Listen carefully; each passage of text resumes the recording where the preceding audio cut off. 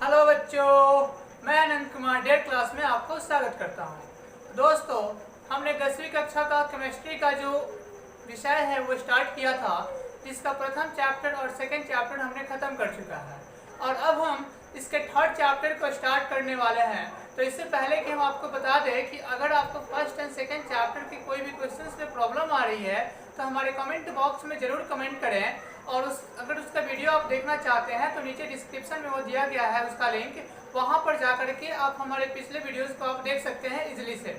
ठीक है दोस्तों, तो आज की इस वीडियो में हम बात करने वाले हैं 10वीं कक्षा का जो थर्ड चैप्टर है केमिस्ट्री का, वो देखेंगे। और इस चैप्टर का जो नाम है दोस्तों वो है धातु और अधातु। यह जो चैप्टर है बहुत ही ज़्यादा इम्पोर्टेंट होता है, क्योंकि इस चैप्टर से बहुत सारे शॉर्ट और लॉन्ग क्वेश्चंस बनते हैं, जिससे कि आप इजली तरीके से आप लिख सकते हैं। बहुत हार्ड चैप्टर नहीं है, बहुत ही इजी है इसमें, लेकिन कॉन्सेप्ट जो है बहुत यूज होने वाला है। इसमें कुछ ही ऐसे क्वेश्चंस होते हैं जो कि बार बार रिपीट होते हैं। तो हम वैसे ही टॉपिक की बात करेंगे दोस्तों इस चैप्टर में, जो कि ज़्यादातर के क्वेश्चंस में एग्जाम्स में आते हैं। और दोस्तों एक बात और हम बता दें कि यह जो चैप्टर है यह केवल एग्ज़ाम के पॉइंट ऑफ व्यू से इम्पोर्टेंट नहीं है, और इसके साथ ही साथ आपको जो है यह कॉम्पिटिटिव एग्जामों के लिए भी बहुत ज़्यादा इम्पोर्टेंट रखता है सर, क्योंकि इसमें जो क्वेश्चंस बनते हैं वो बहुत ही ज़्यादा मतलब ऑब्जेक्टिव भी होते हैं और लॉन्ग भी होते हैं, और ये हमेशा पूछे ही जाते हैं, हर बार पूछे जाते हैं। आपको भरोसा नहीं है तो आप जा करके देख सकते हैं, पिछले क्वेश्चन आप उठाइए और वहाँ से देखिए। ठीक है, तो दोस्तों हम आज का यह वीडियो है यहीं से स्टार्ट करते हैं। और हमारे इस चैनल पर अगर आप नए हैं तो इसे सब्सक्राइब जरूर करें और इस वीडियो को लाइक जरूर करें और शेयर जरूर करें। चलिए दोस्तों, आज का जो वीडियो हम स्टार्ट करते हैं यहीं से।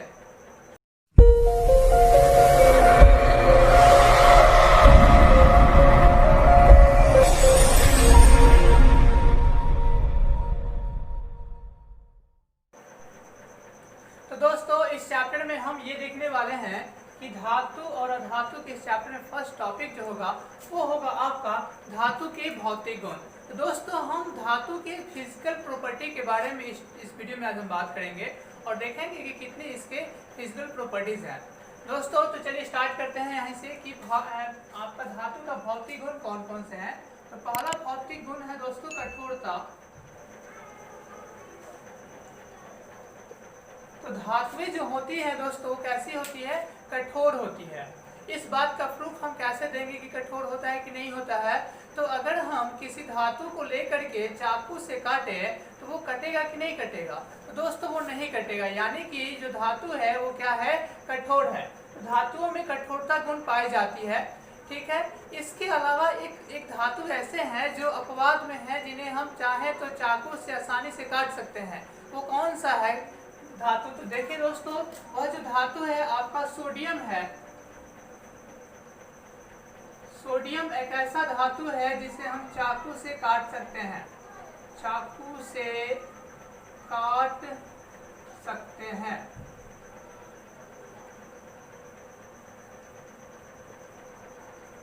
तो सोडियम को दोस्तों हम चाकू से क्या कर सकते हैं, काट सकते हैं। तो यह अपवाद है धातुओं के गुण का कि जिसे हम चाकू से काट सकते हैं, लेकिन बाकी जो धातु होते हैं उन्हें हम चाकू से नहीं काट सकते हैं। तो चलिए हम इसके दूसरे गुण की बात करते हैं। तो दूसरा गुण है दोस्त चमक।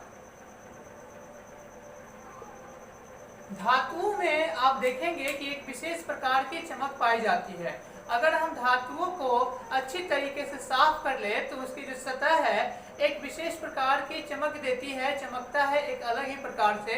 जैसे कि सोना को आप उठा कर देखें तो सोना का चमक कैसा होता है दोस्तों, तो सोना का चमक पीले रंग का होता है, चांदी उजला कलर का चमकता है। तो सभी धातुओं में एक अलग प्रकार की क्या होती है, चमक होती है, और उसी चमक को हम धात्विक चमक कहते हैं दोस्तों।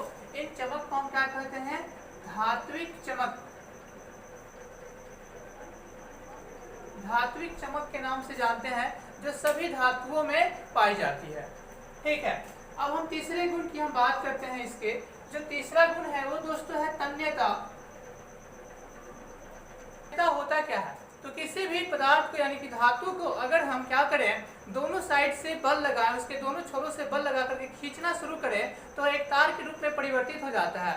और इसी गुण को हम दोस्तों क्या कहते हैं, तन्यता कहते हैं। अगर हम किसी लकड़ी को लेकर के खींचे तो क्या वो तार बन सकता है, नहीं बन सकता है, यानी कि उसमें तन्यता गुण नहीं पाया जाता है। वही अगर आप सोना को ले, सोने के एक टुकड़ा को छोटा सा ले और उसे आप खींचना शुरू करें दोनों ओर से, आप तो खींच नहीं सकते हैं, किसी मशीन के द्वारा अगर खींचे तो उसे हम 1 ग्राम सोने को दोस्तों, 1 ग्राम सोना को अगर हम चाहें तो 2 किलोमीटर लंबा तार बना सकते हैं दोस्तों।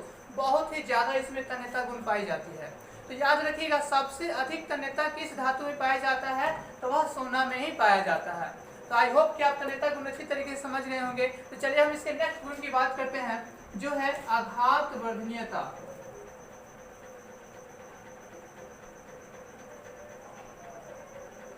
आघात वर्धनीयता दोस्तों ये क्या होता है, आघात वर्धनीयता बहुत ही लंबा चौड़ा नाम है, लेकिन है कुछ नहीं। आइए देखते हैं इसमें होता क्या है। तो अगर आप किसी भी धातु को हथौड़ा से पीट कर एक चादर के रूप में परिवर्तित कर देते हैं तो उसी गुण को क्या कहते हैं दोस्तों, हम आघात वर्धनीयता कहते हैं। अगर आप एक शीशा ले यानी कि कांच का टुकड़ा ले और उसे आप पीटे तो क्या वो कांच के चादर के रूप में परिवर्तित हो सकता है, जी नहीं। अगर आप उसे मारिएगा तो वो टूट जाएगा।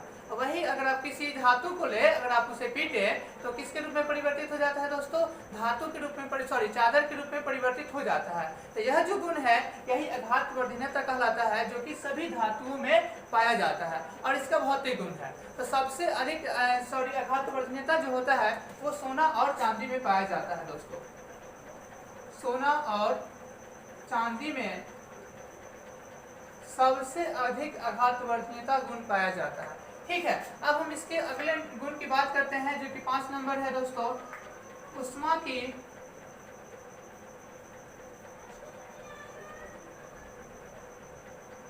चालकता। हम एक उदाहरण लेते हैं। आप क्या कीजिए कि आप एक लोहे का छड़ ले, जिसे आप एक छोर से गर्म करना स्टार्ट करें। यहाँ से आप गर्म करते हैं और यहाँ पर आप मोम लगा दीजिए। कुछ देर बाद देखेंगे कि यहाँ का मोम जो है पिघलना शुरू हो जाएगा। इस बात से क्या समझते हैं कि यहाँ जो उष्मा हम दे रहे हैं वो उष्मा चल करके यहाँ आ रही है और मोम को क्या कर रही है, पिघला रही है। इस बात से हम समझ सकते हैं कि जो धातु है वो उष्मा का अपने अंदर से क्या करती है, चालन करती है, मतलब एक जगह से दूसरी जगह लाने में सहायता करती है। ठीक है, तो जो धातु होते हैं उन सभी में ये गुण पाए जाते हैं कि वो उष्मा के क्या होते हैं, चालकता होते हैं, यानी चालकता प्रदर्शित करते हैं, उनमें चालन गुण पाया जाता है। ठीक है, तो सभी धातुओं में ऐसा पाया जाता है दोस्तों। हम इसके अगली गुण की बात करते हैं, विद्युत की चालकता। विद्युत की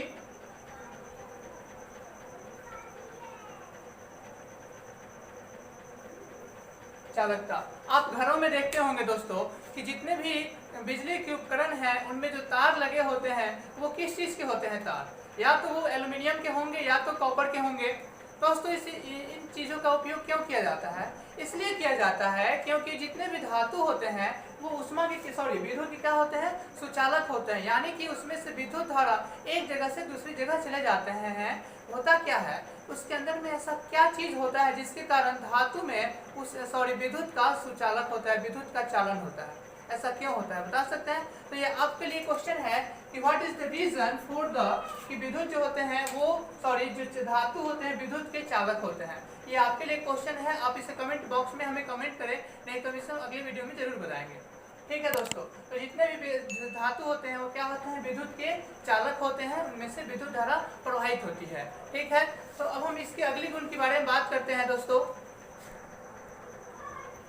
तो दोस्तों अब हमारा धातु का जो अगला गुण है, तो धातुओं का जो हमारा अगला गुण है वो 7 नंबर है, यानी कि गलनांक। तो गलनांक होता क्या है दोस्तों, तो जब हम किसी ठोस पदार्थ को द्रव में परिवर्तित करना चाहते हैं तो इसके लिए हम ठोस पदार्थ को क्या करते हैं, गर्म करते हैं।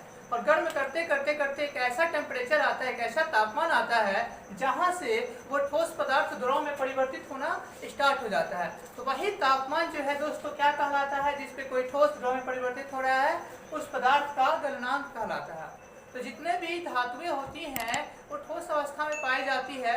अगर हमें उनकी परिवर्तन करना है अवस्था को, ठोस से द्रव बनाना है तो इसके लिए हमें क्या करना होगा दोस्तों, तो उसको गर्म करेंगे और गर्म करेंगे तो उसे अधिक तापमान की आवश्यकता होगी द्रव में परिवर्तित होने के लिए। ठीक है, इस बात से हमें ये पता चलता है कि इनका यानी कि धातुओं का गलनांक उच्च होता है, मतलब कि अधिक तापमान चाहिए हमें ठोस धातु को द्रव धातु में बनाने के लिए। दोस्तों एक क्वेश्चन है कि कौन सा ऐसा धातु है जो हमेशा यानी कि रूम टेम्परेचर पे ही आपके द्रव अवस्था में पाया जाता है। तो दोस्तों पारा यानी कि Hg, जिसे हम लोग मरकरी भी कहते हैं, यह एक ऐसा धातु है जो रूम के तापमान पे ही, कमरे के तापमान पे ही द्रव अवस्था में पाया जाता है। तो कमरे के ताप पे द्रव अवस्था में पाया जाने वाला धातु कौन सा है दोस्तों, पारा है, Hg है। ठीक है, अगले हम गुण की बात करते हैं, क्वथनांक। अब ये क्या होता है क्वथनांक, तो वह तापमान जिसपे कोई द्रव पदार्थ किस रूप में परिवर्तित हो जाए दोस्तों, तो गैसीय अवस्था में परिवर्तित हो जाए, गैस में परिवर्तित हो जाए, या फिर हम कह सकते हैं कि उस तापमान पे वह उबलना प्रारंभ कर दे, तो उस तापमान को हम क्या कहेंगे, क्वथनांक कहेंगे। तो अगर हमारे पास अगर कोई द्रव धातु है, उसे हमें उबालना है, गैसीय अवस्था में परिवर्तित करना है, तो उसके लिए जो तापमान चाहिए वही तापमान धातु का क्या कहलाएगा, क्वथनांक होगा, जिसका मान बहुत ही अधिक होता है। ठीक है दोस्तों, तो धातुओं का जो क्वथनांक होता है क्या होता है, बहुत ही अधिक होता है।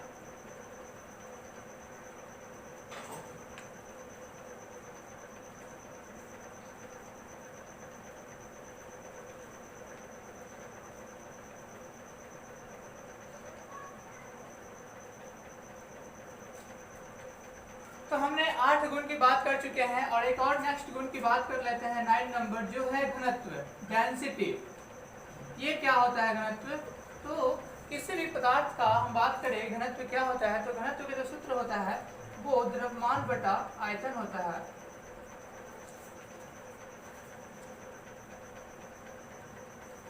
यानी कि किसी पदार्थ के द्रव्यमान में उसके आयतन से भाग कर दें तो जो मान आएगा वही क्या कहलाता है, घनत्व कहलाता है।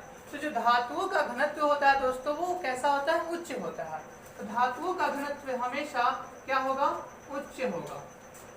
तो हमने आज इस वीडियो में धातुओं के कुछ भौतिक गुणों के बारे में बात की है, जो कि बहुत ही इम्पोर्टेंट है, यानी कि इन्हें याद रखें आप जरूर।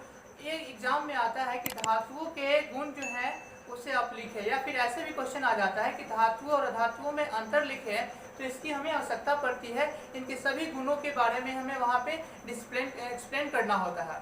तो आज के इस वीडियो में हमने सीखा धातु के भौतिक गुण, और इसके अगले वीडियो में नेक्स्ट पार्ट में हम ये सीखने वाले हैं कि धातु के कौन कौन से रासायनिक गुण हैं, इसके केमिकल प्रॉपर्टीज के बारे में हम अध्ययन करेंगे। तो आप इस वीडियो को और अगले वीडियो को देखना ना भूलें। ठीक है, तो दोस्तों आज का वीडियो अगर आपको अच्छा लगा हो तो इसे लाइक जरूर करें और शेयर जरूर करें। अगर आप इस चैनल पे नए हैं तो इसे सब्सक्राइब करना ना भूलें, और अपने दोस्तों को भी इस वीडियो के बारे में बताएं और इस चैनल के बारे में बताएं, और सब्सक्राइब करना ना भूलें दोस्तों। तो आज का वीडियो यहीं पे